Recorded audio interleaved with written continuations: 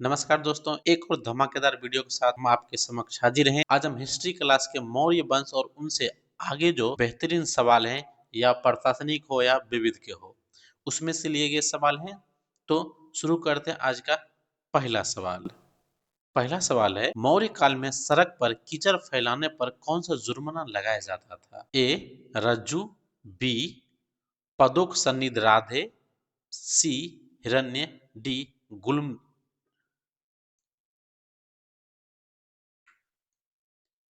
ए रज्जु, बी पंदोक सन्नी राधे, सी हिरण्य, डी गुल्मदे।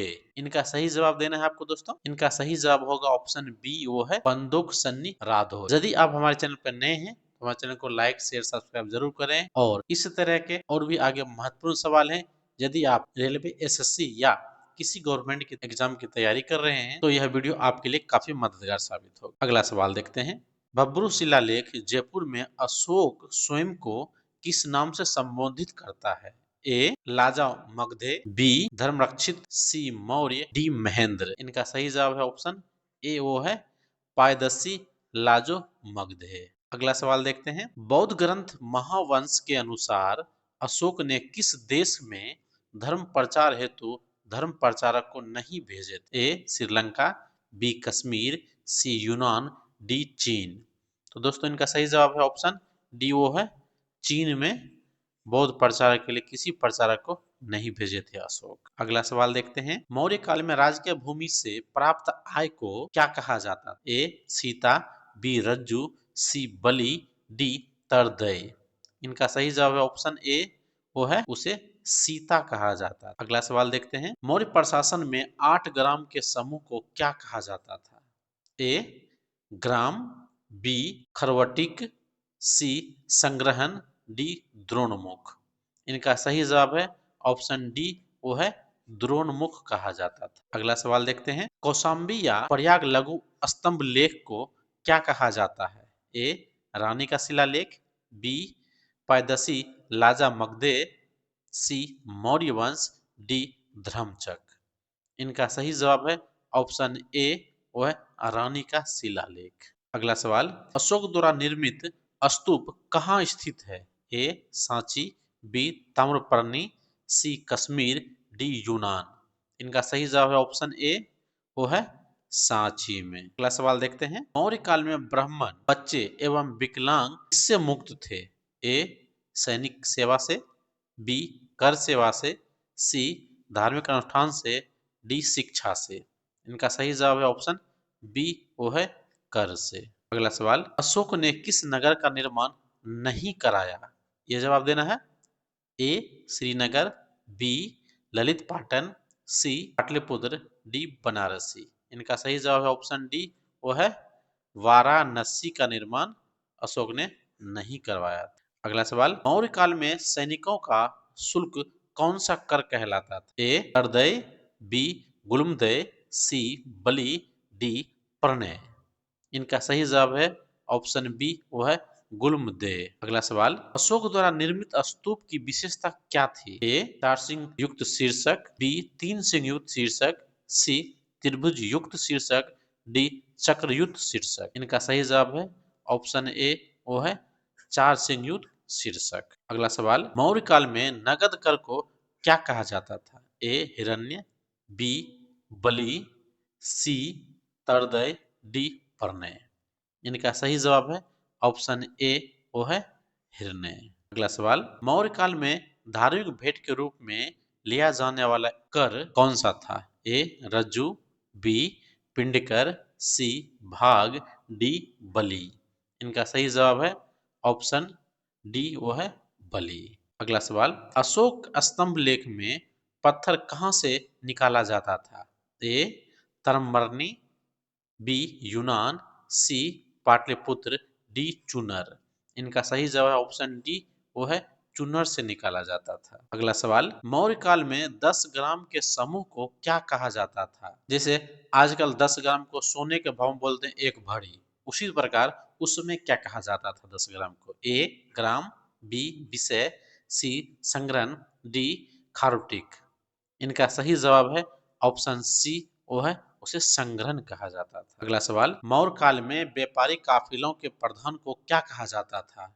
ए रूपदर्शक, B शर्तवाहक, B सार्थवाह, सी governor, D महाधर्म रक्षित। इनका सही जवाब है ऑप्शन बी सार्थवाहक। अगला सवाल, रूपदर्शक कौन था? ए मुद्राओं का निरीक्षण करने वाला अधिकारी, बी धर्म प्रचारक, सी राजकीय भूमि से आय प्राप्त करने वाला अधिकारी, सी सैनिक का शुल्क देने वाला अधिकारी। इनका सही जवाब है ऑप्शन ए, वो है मुद्राओं का निरीक्षण करने वाला अधिकारी। अगला सवाल, अशोक के लौरिया नंदन गढ़ स्तंभ लेख पर किसका उत्तीर्ण है? ए सिंह, बी हाथी, सी मोर, डी अश्व।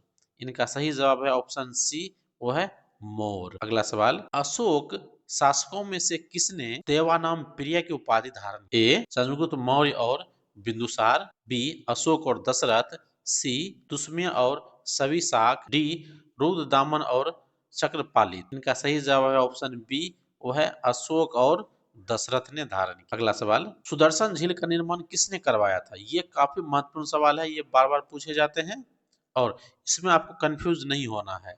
ए अशोक, बी पुष्यगुप्त, सी स्कंदगुप्त, डी तुराशय। इनका सही जवाब है ऑप्शन बी, यह है पुष्यगुप्त। आप इसमें स्कंदगुप्त मत मारिएगा, इनका सही जवाब है पुष्यगुप्त। अगला सवाल, सारनाथ स्तंभ के शीर्षक पर क्या उत्तीर्ण है? ए चार सिंह, बी गज, सी अश्व, डी बृहस। इनका सही जवाब है ऑप्शन ए, वो है चार सिंह। अगला सवाल, अशोक ने लुम्बिनी ग्राम को किस कर से मुक्त घोषित किया था? ए बलि, बी रज्जु, सी तारदय, डी कर। इनका सही जवाब है ऑप्शन ए, बलि कर से मुक्त किया था। अगला सवाल देखते हैं, पुष्यमित्र शुंग ने मौर्य शासक विदरथ की हत्या कर किस वंश की स्थापना की? ए सातवाहन, बी कन्नव, सी शुंग, डी वाकाटक वंश। ये काफी महत्वपूर्ण सवाल है दोस्तों, इनका सही जवाब है ऑप्शन सी, वो है शुंग वंश की स्थापना की। अगला सवाल, पुष्यमित्र शुंग ने किस धार्मिक ग्रंथ रचना के समय शासन किया? ए मनुस्मृति, बी महाभारत, सी रामायण, डी ऋग्वेद।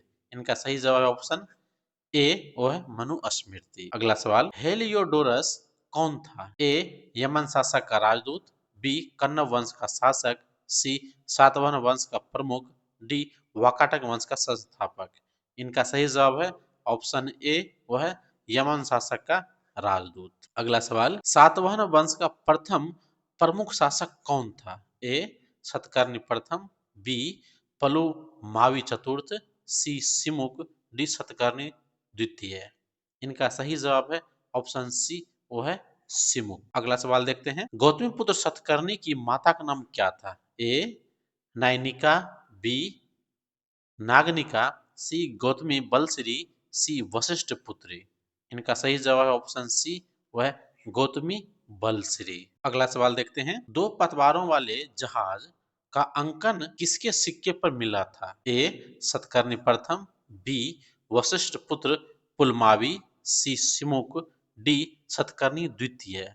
इनका सही जवाब है ऑप्शन बी, वशिष्ठ पुत्र पुलमावी। अगला सवाल, कन्हेरी अभिलेख के अनुसार वशिष्ठ पुत्र पुलमावी ने किस शासक की पुत्री से विवाह किया? ए शक शासक रुद्रदमन, बी अशोक, सी सिमुक, डी वशिष्ठी पुत्र। इनका सही जवाब है ऑप्शन ए, वह है शक शासक रुद्रदमन। अगला सवाल, मौर्य काल के दौरान सौराष्ट्र के गवर्नर कौन थे जिन्हें सौराष्ट्र प्रांत के सुदर्शन झील की मरम्मत करवाई? ए चंद्रगुप्त मौर्य, बी तुषाय, सी शिबुसाख, डी चक्रपालित।